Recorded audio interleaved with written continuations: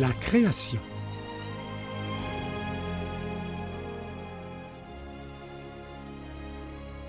Le Père et le Fils se sont engagés dans l'œuvre puissante et merveilleuse qu'ils avaient envisagée, la création du monde.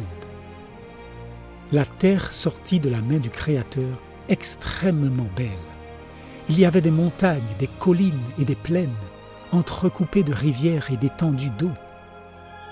La terre n'était pas une vaste plaine, mais la monotonie du paysage était rompue par des collines et des montagnes, non pas hautes et déchiquetées comme elles le sont aujourd'hui, mais régulières et belles dans leur forme. On ne voyait jamais les rochers nus et élevés, mais ils se trouvaient sous la surface, faisant office de squelettes pour la terre. Les eaux étaient dispersées de façon régulière. Les collines, les montagnes et les très belles plaines étaient ornées de plantes et de fleurs et de grands arbres majestueux de toutes sortes, qui étaient beaucoup plus grands et beaucoup plus beaux que les arbres actuels. L'air était pur et sain, et la terre ressemblait à un noble palais. Les anges contemplaient les œuvres merveilleuses et magnifiques de Dieu et s'en réjouissaient. Après la création de la terre et des animaux qui s'y trouvaient, le Père et le Fils accomplirent leur dessein, conçu avant la chute de Satan, de faire l'homme à leur propre image. Ils avaient travaillé ensemble à la création de la terre et de tous les êtres vivants qui s'y trouvaient. Et maintenant, Dieu dit à son Fils, « Faisons l'homme à notre image. » Lorsqu'Adam sortit des mains de son Créateur, il était d'une taille noble et d'une belle symétrie. Il était plus de 2 fois plus grand que les hommes vivant actuellement sur la terre, et il était bien proportionné. Ses traits étaient parfaits et beaux. Son teint n'était ni pâle ni blafard, mais vermeil, éclatant d'une riche teinte de santé. Ève n'était pas aussi grande qu'Adam. Sa tête dépassait légèrement les épaules de celui-ci. Elle aussi était noble, d'une symétrie parfaite et d'une grande beauté.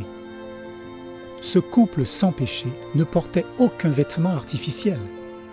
Ils étaient revêtus d'une enveloppe de lumière et de gloire, comme celle que portent les anges. Tant qu'ils vivaient dans l'obéissance à Dieu, ce cercle de lumière les enveloppait. Bien que tout ce que Dieu avait fait était d'une beauté parfaite et que rien ne manquait sur la terre que Dieu avait créée pour rendre Adam et Ève heureux, il leur manifesta son grand amour en plantant un jardin spécialement pour eux.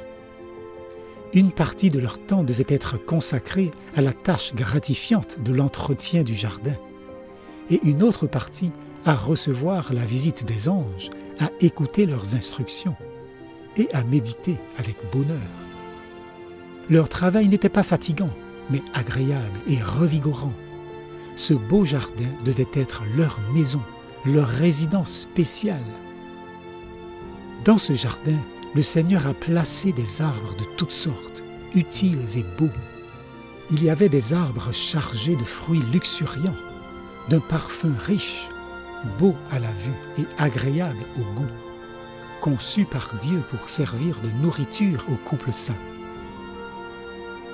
Il y avait les belles vignes qui poussaient verticalement, chargées de leur fardeau de fruits, comme l'homme n'en a jamais vu depuis la chute.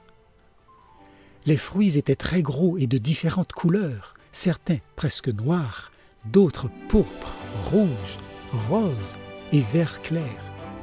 Cette belle et luxuriante croissance de fruits sur les branches de la vigne était appelée raisin.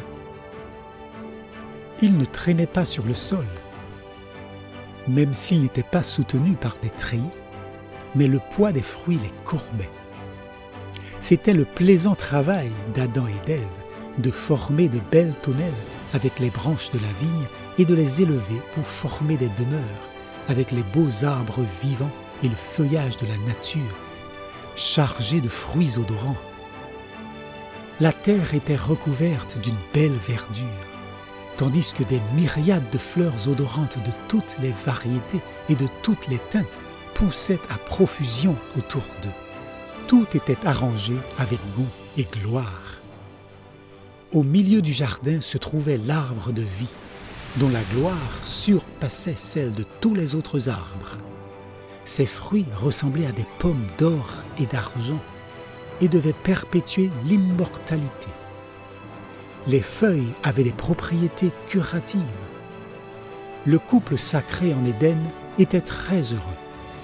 Un contrôle illimité leur était donné sur tout ce qui vivait.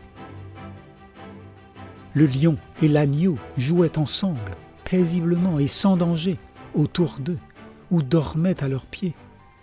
Des oiseaux de toutes les couleurs et de tous les plumages volaient parmi les arbres et les fleurs, et autour d'Adam et Ève, tandis que leur musique douce résonnait parmi les arbres en doux accords pour louer leur Créateur. Adam et Ève étaient charmés par les beautés de leur foyer en Éden. Ils étaient ravis des petits chanteurs qui les entouraient, portant leur plumage brillant et gracieux et gazouillant leur musique joyeuse et enjouée. Le couple saint se joignait à eux et élevait la voix dans d'harmonieux chants d'amour, de louange et d'adoration au Père et à son Fils bien-aimé, pour les marques d'amour qui les entouraient. Ils reconnaissaient l'ordre et l'harmonie de la création, qui témoignait d'une sagesse et d'une connaissance infinie. Ils découvraient sans cesse de nouvelles beautés et de nouvelles gloires de leur demeure en Éden, ce qui remplissait leur cœur d'un amour plus profond et faisait jaillir de leurs lèvres des expressions de gratitude et de révérence à l'égard de leur Créateur.